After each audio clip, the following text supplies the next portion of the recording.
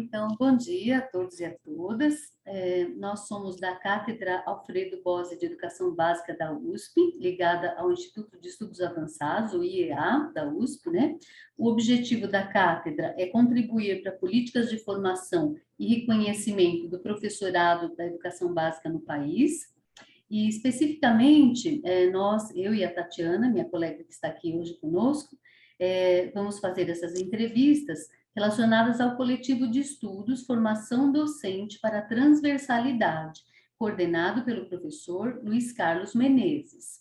Hoje, nossa entrevistada é a professora Verônica Marcela Guridi, a professora associada da Escola de Artes, Ciências e Humanidades da Universidade de São Paulo, a USP Leste, é coordenadora da licenciatura em Ciências da Natureza, é membro titular da Comissão de Graduação da EASH, tem experiência na área de formação de professores em ciências, desenvolvendo pesquisas nas temáticas da identidade profissional docente, metodologias ativas de ensino e educação inclusiva. Atualmente, a professora Verônica participa de várias redes de formação de professores ligadas à pró-reitoria de graduação. Agradecemos muito você ter aceito o nosso convite, Verônica. Muito bom dia. Bom dia, prazer estar aqui também com vocês. Muito obrigada pelo convite. Sinto-me muito honrada. Muito obrigada. Então, estou aqui com a professora Tatiana, vamos procedendo às questões e podemos ir parando também, se você quiser conversar alguma outra coisa, tá? Ok. Então, nós iniciamos aqui perguntando para você como que o projeto pedagógico desenvolvido para o curso de licenciatura interdisciplinar de ciências se relaciona com o projeto institucional da USP Leste. Ok. Então, vou falar um pouquinho sobre o projeto da EASH, que talvez nem todo mundo conheça, né? A EASH, ela é a única unidade da USP que foi criada já sem a estrutura de departamentos, justamente para facilitar, né, essa integração e essa interdisciplinariedade. Ela já, no seu projeto político-pedagógico, a EASH, ela se autodeclara como uma unidade com forte vocação interdisciplinar. Então, desde o início, desde a concepção do projeto político-pedagógico da escola, inclusive quando você ingressa como docente, né? Uma das coisas que mais fortes que aparece é justamente a possibilidade de trabalhar de forma interdisciplinar, seja dentro dos cursos, ou seja, intercursos, tanto na graduação quanto na pós-graduação, como nas disciplinas, né? Ou seja, tem algumas disciplinas que inclusive, integram vários cursos. Dentro desse projeto, o curso de licenciatura em Ciências da Natureza, especificamente, ele já foi criado para formar professores de ciências de forma integrada e interdisciplinar. Diferente de outros cursos de licenciatura que se formam em uma disciplina específica, por exemplo, química, física, biologia, né? No nosso curso, ele tem uma visão abrangente e interdisciplinar das ciências. E, além disso, o curso nosso também se integra junto com todos os outros em um ciclo básico que é oferecido a todos os estudantes da EASH, e logo nesse ciclo básico, eles já têm uma formação interdisciplinar. Por quê? Porque eles se integram com outros estudantes de outros cursos em disciplinas que a gente chama de disciplinas gerais, como, por exemplo, Sociedade, Meio Ambiente e Cidadania, Sociedade, Multiculturalismo e Direitos, que são disciplinas com uma forte vocação interdisciplinar. Então, tanto no ciclo básico quanto no nosso curso, essa vocação aparece.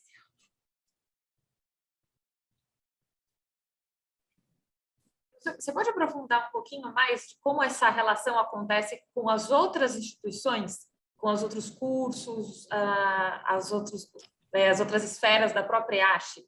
Como que se dá essa estrutura integrada? Então, na verdade, esse movimento é feito pelos próprios docentes, né? Por exemplo, nós temos professores e professoras hoje oferecendo disciplinas que são do curso de licenciatura, mas que são frequentadas por estudantes de outros cursos. Tenho hoje professores e professoras que estão oferecendo disciplinas vinculadas com políticas públicas para a educação. Então, são frequentadas tanto pelos estudantes da licenciatura, quanto, por exemplo, por estudantes do curso de gestão de políticas públicas. Esse é por te dar um exemplo. Outros exemplos são disciplinas criadas por docentes que trabalham nas áreas de biologia, ciências ambientais, em que eles oferecem disciplinas para os alunos da licenciatura, mas também para alunos de outros cursos, como gestão ambiental, o próprio curso de gestão de políticas públicas, porque quando você fala de sustentabilidade, por exemplo, obviamente isso também está relacionado com uma política pública. Então, o movimento se dá a partir das disciplinas que os docentes e as docentes oferecem. E aí os estudantes, eles, dos diferentes cursos, eles vão se inserindo nessas disciplinas. Eu mesma, por exemplo, em didática, eu dou uma disciplina clássica na licenciatura, que é didática, já tive estudantes de gestão de políticas públicas, por exemplo. E aí, o movimento é esse, o movimento vai se dando dessa maneira. Dentro da instituição. Essa troca, né, Verônica? Muito rica essa troca, né? Essa mistura de cursos, enfim. Deve ser bem interessante, né? É muito interessante. Nós temos, por exemplo, tanto na graduação quanto na pós-graduação. Por exemplo, na pós-graduação a gente tem vários programas, mas eu vou citar um que é um dos que eu participo, que é o programa de pós-graduação em estudos culturais.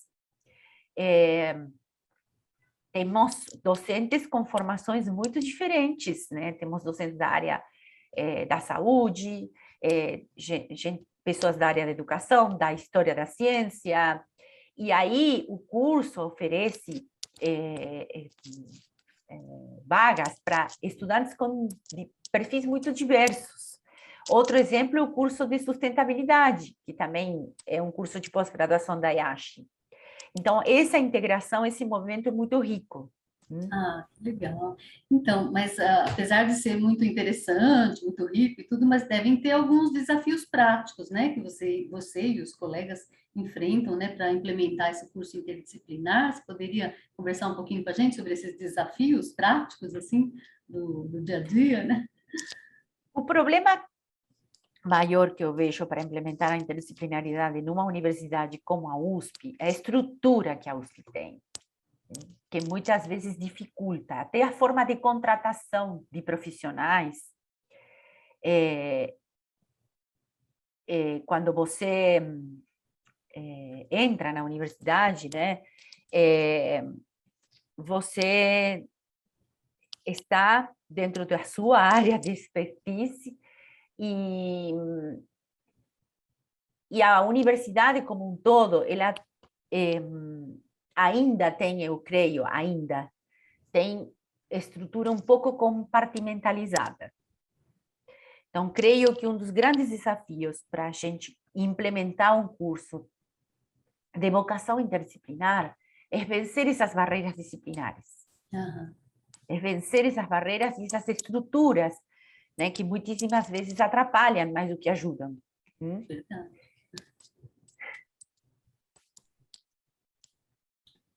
Mas, e nesse sentido, como vocês conseguiram criar essa integração? Como vocês superaram isso na prática ao longo desses quase 20 anos, né, que vocês têm já de experiência? Acho que vocês também foram uns pioneiros nesse sentido, trouxeram muitas experiências concretas de como solucionar isso. Se você puder contar um pouquinho como vocês foram vencendo esses obstáculos da departamentalização, pensando principalmente nessa constituição da equipe, até para os estudantes, né? Como que é estudar num curso interdisciplinar? Se puder contar um pouquinho como que vocês venceram esses desafios. Olha, com muito esforço e com uma forte vocação para sair da zona de conforto, te diria. Porque quando você entra na universidade, você, como disse, né, cada um entra com uma área de expertise, né? E para você implementar qualquer curso interdisciplinar, você precisa sair da sua caixa, você. Sim? Muito diálogo com colegas para encontrar temáticas comuns, até, inclusive, te diria, em linhas de pesquisa. Por exemplo, no meu caso, quando eu entrei na IASH, eu me vinculei logo no programa de pós-graduação em estudos culturais. Hoje também oriento em um programa no Butantan, mas estou falando especificamente do programa da IASH. Eu sempre trabalhei na temática de formação de professores, mas com outros assuntos que não a identidade profissional docente. Vou falar da minha trajetória. Quando eu me inseri nesse programa de pós-graduação em estudos culturais, nós tínhamos que encontrar linhas comuns, né?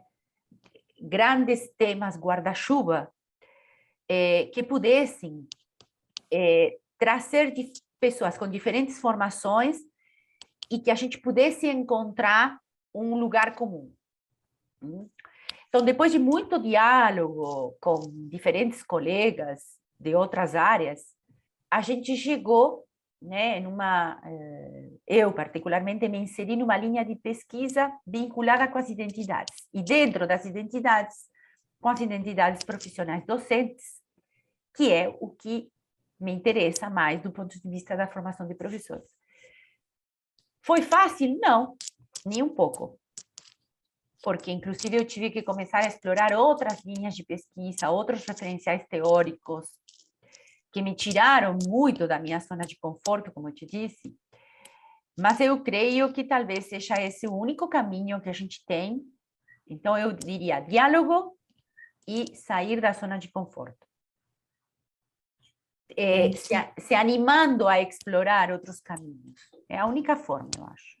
Professora Verônica, e essa exploração se deu de forma individual ou vocês tinham momentos estruturados para isso? Vocês coletivamente estavam saindo da zona de conforto? Como que se dava esse movimento individual e coletivo? Se deu das duas formas, tanto de forma individual quanto de forma coletiva, né? De forma individual, cada um, como eu disse, no exemplo da minha própria trajetória, saindo um pouco das temáticas que eu vinha trabalhando no doutorado, por exemplo, e me deslocando para temáticas mais abrangentes que pudessem incluir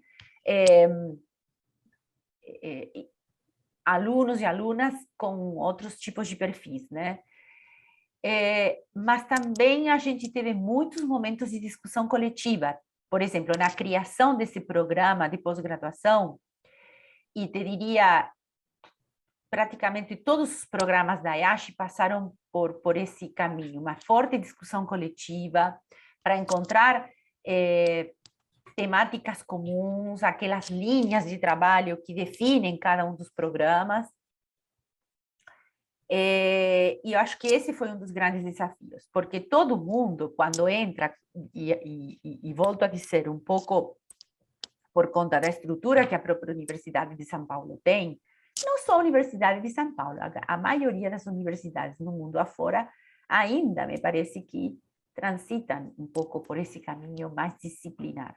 Agora nós estamos tendo movimentos e experiências um pouco mais vinculadas à implementação de interdisciplinaridade, mas é muito diálogo conjunto. Então, teve ações coletivas e ações individuais.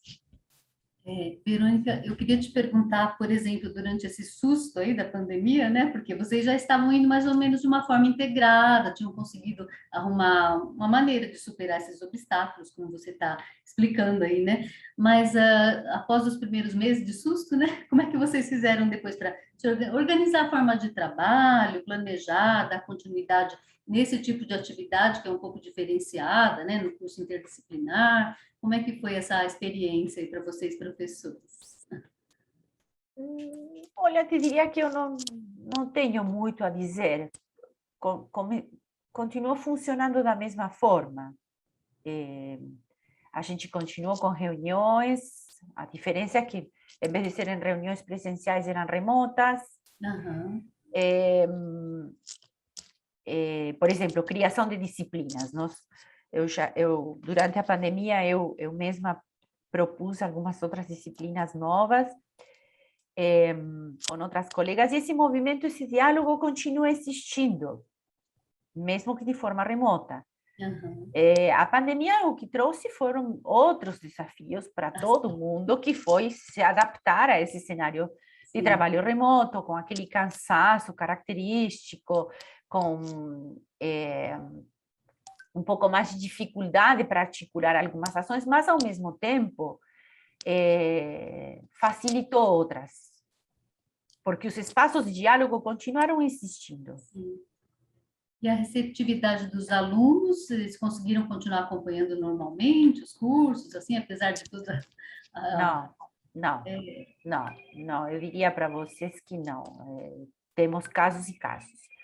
Tem aluno que consegue acompanhar, claro, mas tem aluno que não, e que tranca a matrícula. Eu mesma, como coordenadora da licenciatura, já recebi várias solicitações de trancamento de matrícula, porque tem estudantes que estão com muitíssimas dificuldades para se conectar, não têm condições. Às vezes, não só condições de infraestrutura, senão também familiares, né, domésticas, que impedem que eles continuem com esse ritmo de estudo, de trabalho, né? Então, nós enfrentamos vários desafios, e um deles foi a acessibilidade, né? E creio que isso não seja exclusivo da IASH, isso deve ter sido em todas as unidades da UF. Professora Verônica, você fala muito dessa construção por meio do diálogo. Me parece que existe também uma relação um pouco mais horizontal na instituição. Quais seriam esses espaços de diálogo? Como que se dá essa gestão compartilhada e democrática? Bom, de fato, a EASH ela é uma unidade mais horizontal, sim? Isso tem seus prós e tem seus contras, porque você implementar, por exemplo, uma gestão democrática onde todo mundo participe é difícil, porque as pessoas, muitas vezes, por conta das agendas, por conta de inúmeros motivos, não conseguem participar de todas as instâncias de decisão. Nós já tivemos várias discussões dentro do nosso programa de pós-graduação, por exemplo, quantas pessoas deveriam compor uma comissão coordenadora do programa? Todo mundo? Somente uma representação?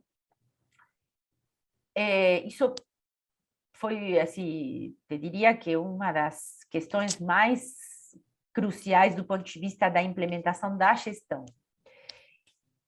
Eu vou esgrimir aqui uma opinião pessoal minha. A palavra gestão democrática é muito bonita, sim? Mas desde que exista compromisso de todo mundo. Porque senão fica uma figura de dicção linda, maravilhosa, mas que não se pode implementar na prática. Porque na prática, uma gestão democrática significa que todo mundo participe das instâncias decisórias.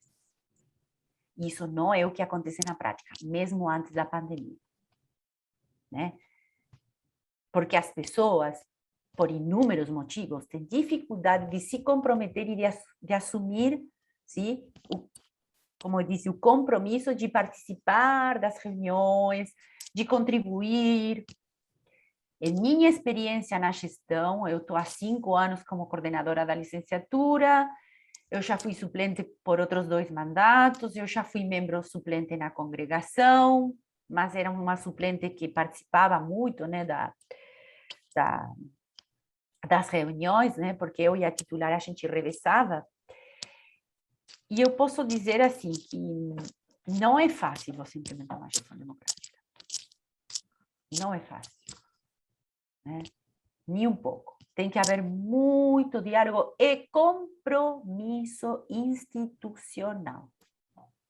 Coisa que a gente não vê sempre nas pessoas.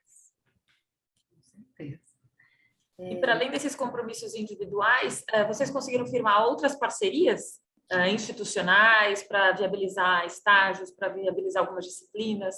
Além dessa constituição de uma equipe interna, vocês fizeram também uma rede em torno desse projeto? Difícil de responder essa pergunta, porque eu coordeno o curso da licenciatura.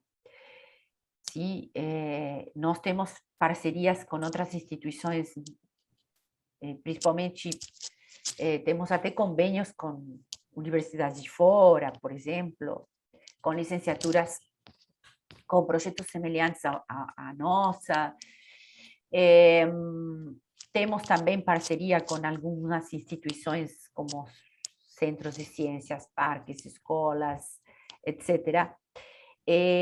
Dentro da própria universidade, na licenciatura, nós temos um movimento de coordenadores e coordenadoras de licenciatura, que temos feito um movimento de mapeamento de diferentes disciplinas que possam atender a outras licenciaturas nesse movimento, né, transversal.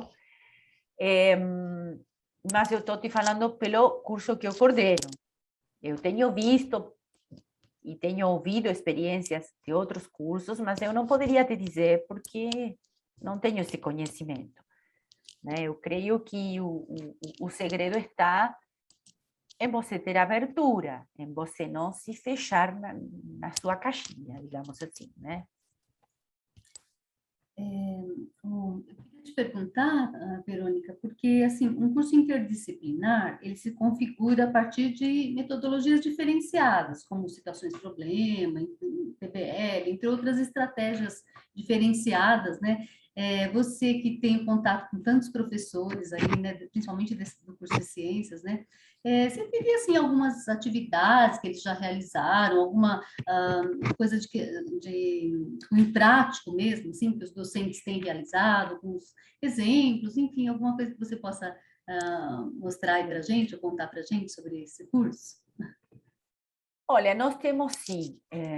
Eu vou contar uma experiência que eu mesma implementei com outro colega. Depois eu vou falar de outras experiências que outros colegas desenvolvem no nosso curso. Eu, como eu disse anteriormente, eu ministro a disciplina de didática. E junto com um colega que ministra a disciplina de biologia do corpo humano, a gente fez uma atividade integrada entre as duas disciplinas, interdisciplinar, em que alunos e alunas tinham que elaborar sequências didáticas sobre alguma temática vinculada com o corpo humano, e, inclusive, diagramar alguma atividade lúdica e um recurso didático, né? Então, essa foi uma atividade de forte caráter interdisciplinar, que nós implementamos com muito sucesso, deu muito certo. Temos outros e outras colegas que também têm desenvolvido experiências semelhantes, né? Por exemplo, colegas da área de matemática que implementam projetos com docentes das áreas das ciências, né? Na implementação de diferentes tipos de atividades orientadas para o ensino fundamental 2, porque nós formamos professores e professoras de ciências para o fundamental 2. Temos uma disciplina de um forte caráter interdisciplinar que se chama Seminários de Campo, que é uma disciplina que envolve a realização de um estudo do meio em um ambiente natural. Agora, por conta da pandemia, isso infelizmente ficou comprometido, mas o pessoal já tem ido para a Ilha do Cardoso, já tem ido para outros lugares do Brasil, e se faz um estudo do meio, onde o grupo de estudantes viaja com docentes da área de botânica, de zoologia, de geologia, para fazer um mapeamento da região, um estudo do meio que, pela mesma definição de estudo do meio, ele é interdisciplinar. E essa atividade, os estudantes adoram. De fato, eles sentiram muita falta agora na pandemia, porque nós tivemos que suspendê-la, essa atividade, né? E tem outros projetos, temos professores e professoras que fazem uso dessa abordagem PBL, na verdade, uma adaptação do PBL, né, em diversas disciplinas. Temos realização também de outros tipos de atividades, como, por exemplo, viagens didáticas a centros de referência em educação, enfim, são várias atividades e diversas metodologias que se utilizam. Professora, e nesse sentido, como são professores que têm uma metodologia diferenciada, como se deu a seleção e formação desses profissionais para ingressarem como docentes do curso da IACHE? Vou ser bem sincera, não teve. A Universidade de São Paulo, nesse ponto, não oferece para a gente uma formação interdisciplinar. É como eu disse, o movimento é nosso. Mas institucionalmente, eu particularmente, em toda essa trajetória que eu tive, eu falo para você assim, com muita sinceridade, que nós não tivemos iniciativas da Universidade de São Paulo, a não ser essa que eu te disse, de integração dos coordenadores de licenciaturas para ver que disciplinas poderiam atender a diferentes licenciaturas. Eu, particularmente, falo do que eu conheço. Eu não tenho visto movimentos da Universidade de São Paulo no sentido de formar docentes para a interdisciplinariedade.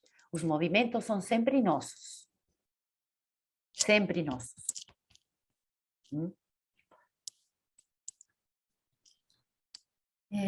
Assim, perguntando sobre os alunos, né, os egressos desses cursos, principalmente o que você, né, tem mais contato aí, né? Que aspectos que você destacaria, assim, como características dos egressos desse curso, né? Ou seja, os professores formados a partir desse curso de licenciatura interdisciplinar, né? E outra dúvida também, mas essa é mais minha curiosidade mesmo, é com relação à empregabilidade, porque o que a gente ouve falar da USP Leste, que é maravilhosa, é incrível tudo, mas depois eles têm um pouco de dificuldade de conseguir se colocar, né, por serem professores tão diferenciados, assim. Enfim, me fala a sua opinião aí sobre isso. Bom, eu vou responder a segunda pergunta antes da primeira.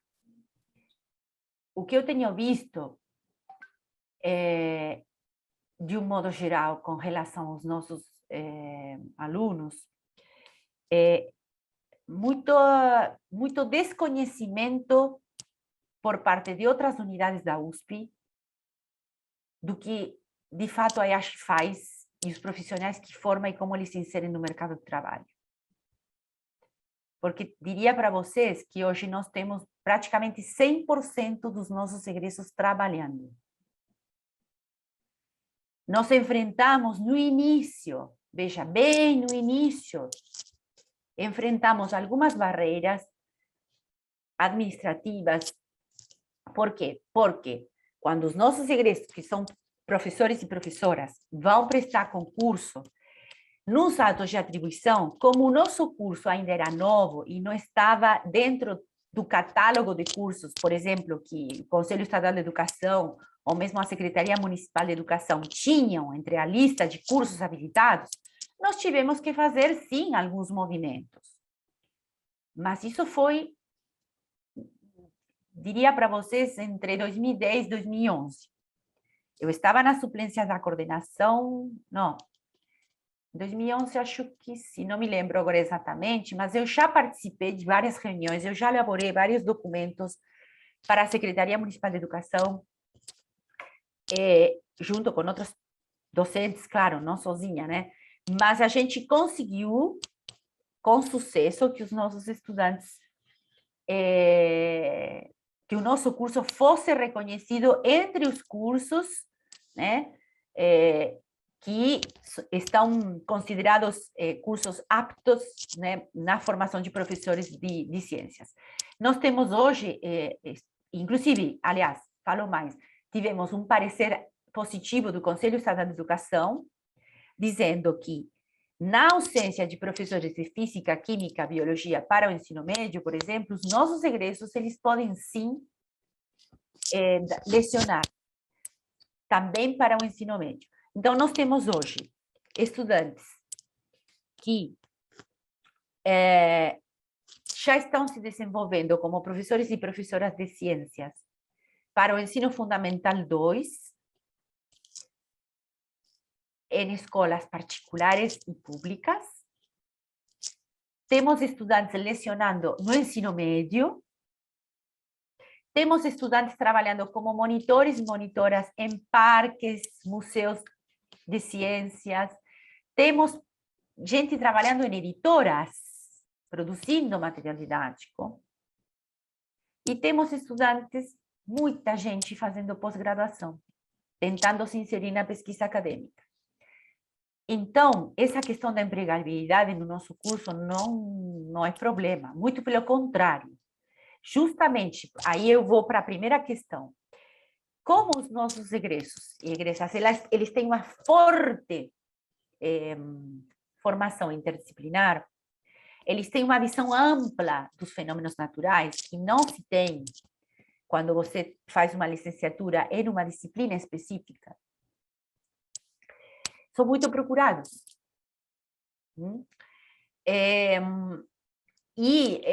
Normalmente não tem nenhum tipo de problema para eles se inserirem. A característica principal dos nossos egressos é essa. Eu, por exemplo, fiz licenciatura em Física e Matemática, e eu sempre falo isso. Eu fui formada em caixinhas. As pontes interdisciplinares eu fiz pela minha conta.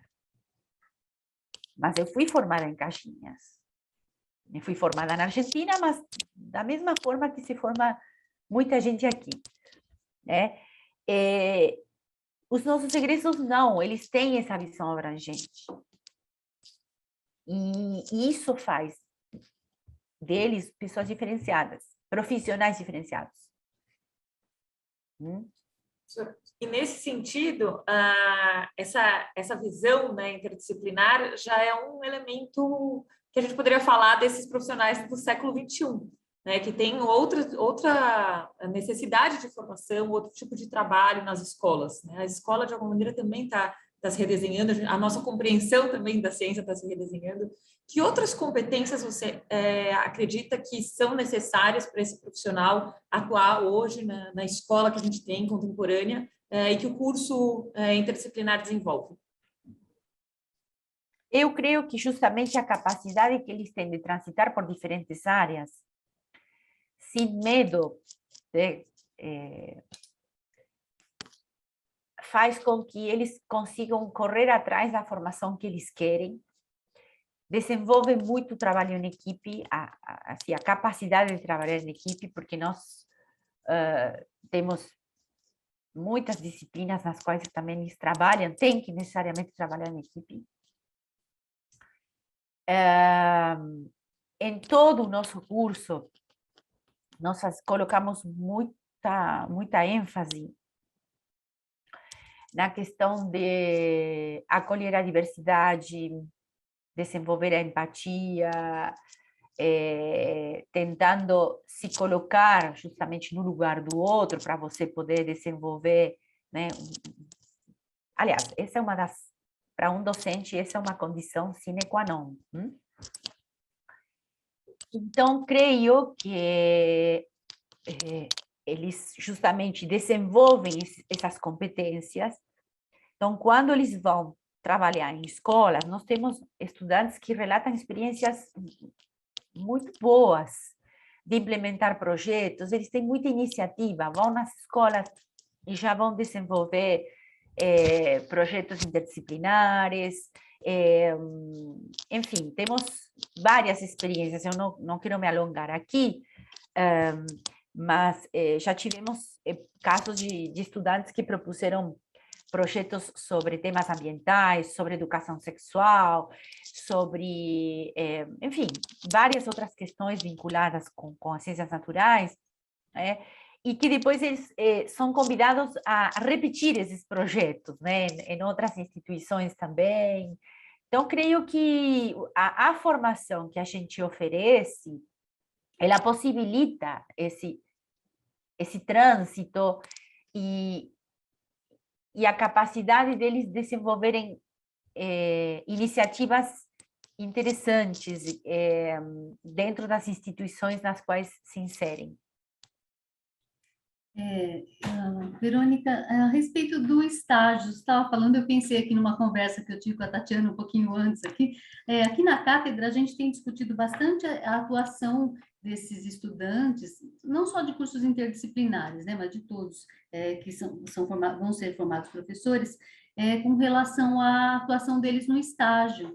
Então, por exemplo, com essa visão mais abrangente, com essa capacidade de transitar em diferentes áreas, com o desenvolvimento dessas habilidades socioemocionais, aí que um curso interdisciplinar caracteriza, né? Na realização do estágio, você acha que eles têm se diferenciado? Como que tem sido isso aí para vocês, dos estudantes, né? Dos futuros professores da EASH? E que formatos também, né? A EASH tem de estágios. Sim. Bom, eu não vou falar do formato da EASH, eu sou totalmente contra falar da EASH, eu vou falar do meu curso, porque eu não tenho conhecimento dos estágios de outros cursos, tá? Sou pena de falar uma coisa que não seja procedente. Mas no curso de licenciatura, a gente tem dois tipos de estágios. Os estágios curriculares obrigatórios, que são aqueles que são desenvolvidos em escolas, são 400 horas de estágio, isso é lei, na verdade, isso vem do Ministério da Educação. Nenhum curso de licenciatura consegue reconhecimento se você não mostrar que na sua grade você tem 400 horas de estágio.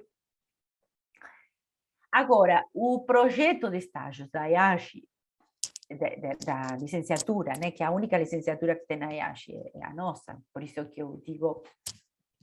Falei da EASH, mas é da licenciatura da EASH, que é a nossa. Ele segue as diretrizes nacionais e estaduais, mas ele já foi concebido, o projeto, de uma maneira diferenciada. Por quê? Porque as estudantes e os estudantes vão para as escolas e escolhem uma escola campo e permanecem 1 ano e meio na mesma escola, sim? São 3 módulos de estágio, sendo que no primeiro eles fazem um reconhecimento da escola como um todo, nos seus aspectos organizacionais, pedagógicos. Depois eles vão para um segundo módulo, no qual tem observação da sala de aula, onde o foco está colocado nas relações professor-estudantes, conhecimento e a organização dos elementos da sala de aula, como pode ser, por exemplo, a organização do espaço físico. E no terceiro módulo, eles fazem a regência de aula, propriamente dita. Então, cada um desses módulos está associado a uma disciplina de estágios. Nós temos orientação de estágios obrigatórios 1, 2 e 3, com docentes orientadores para essas disciplinas. Eu, por exemplo, sou professora de orientação de estágios, atualmente estou ministrando 2 dessas disciplinas, e os grupos são pequenos, são grupos de aproximadamente 12 estudantes, agora temos um pouquinho mais, mas normalmente, o que se faz? São reuniões semanais nas disciplinas, nas quais a gente discute as tarefas que eles desenvolvem nas escolas. Por quê? Porque as 400 horas de estágio se cumprem na escola. São 130 horas no primeiro módulo, 130 no segundo e 140 no terceiro. E as horas que eles cumprem na disciplina são horas curriculares associadas à disciplina, créditos aula, crédito trabalho, a parte das horas que eles desenvolvem nas escolas campo. Agora, por conta dos estágios no modo remoto, nós estamos enfrentando muitas dificuldades, porque eles querem ir para a escola, mas não podem. A Universidade de São Paulo está no modo remoto, né, modalidade de ensino remoto, então a gente está tendo muitas dificuldades para que eles vão para as escolas, né, mesmo eles querendo, né? Perdão, e tem os estágios não obrigatórios, que eu esqueci de falar, que esses são opcionais, justamente a mesma palavra disse, né? Não obrigatórios, mas tem muita gente da nossa licenciatura que faz. Aí eles fazem, por exemplo, monitorias em museus, temos muita gente que já fez monitoria no Catavento, no Cientec, ou fazem, se inserem em projetos de educação ambiental, enfim. Não, na verdade, não, eles têm que documentar isso. E nós temos planilhas nas quais se faz o registro, cada vez que eles vão para a escola, um profissional da escola tem que assinar, né, a documentação. Inclusive, nós estamos com 3 funcionários, temos 3 funcionárias educadoras contratadas pela universidade na planta permanente de funcionários técnico-administrativos, que acompanham os estagiários nesse processo de vínculo com as escolas, de trazer, auxiliar, perdão, com a documentação e também com algumas das tarefas que a gente faz nas disciplinas, né? Então, elas cumprem esse papel de serem mediadoras. Nós temos ainda esse apoio extra. Infelizmente, a gente sabe que em muitas universidades, principalmente as particulares, essa folhinha passa, é assinada assim que a pessoa cumpra as horas, infelizmente. Nós temos esse controle, né? E até nesse ponto as educadoras ajudam muitíssimo, né? Justamente para que não se torne burocrático. O estágio tem que ser estágio. Professora, e que sugestões você daria para as outras instituições brasileiras que queiram implementar licenciaturas integradas, interdisciplinares? Bom, primeiro eu acho que precisa pensar muito bem no projeto político-pedagógico, vendo quais são as forças, as fortalezas e as possíveis debilidades que a instituição tem para a implementação de cursos dessa natureza. Ou seja, uma universidade, ela tem que estar muito consciente de quais são os desafios que essa interdisciplinaridade pode trazer. Como eu falei anteriormente, nós da EASH, aí sim eu falo como um todo da EASH, temos enfrentado muitíssimas dificuldades por conta da estrutura da Universidade de São Paulo. Nós somos a única unidade que não tem departamentos. Isso tem nos trazido muitíssimos problemas administrativos, porque aí você precisa fazer muitíssimas consultas. Aí, então, como que nós fazemos? Porque aqui a gente não tem chefe de departamento. Então, a universidade tem que pensar isso. Sim? Por exemplo, quando a Universidade de São Paulo criou a EASH, porque a EASH não caiu do céu, né? Ela foi criada com um projeto institucional, mas ela forma parte da Universidade de São Paulo. Então, a própria universidade que tem que dar essa resposta. E o que eu tenho observado, e eu estou fazendo uma crítica construtiva, certo? Que seja tomada desta forma, a futuro. Se a Universidade de São Paulo quiser vir a implementar outros cursos interdisciplinares, a primeira coisa que ela tem que fazer é se questionar acerca das suas próprias estruturas. Se elas vão ajudar ou vão inviabilizar a implementação desses projetos. Essa é uma das primeiras coisas que eu diria. A outra é, aí sim, já dentro da concepção do próprio curso, bom, tem que se fazer um mapeamento da formação dos diferentes profissionais, né? Quais são as potencialidades que esse corpo docente teria para implementar esse projeto? Quais são as fraquezas? Tem que trabalhar em tudo isso, porque a implementação da interdisciplinaridade, como eu disse, é lindo, é fantástico, mas tem que haver vontade política, vontade pedagógica, e formação continuada,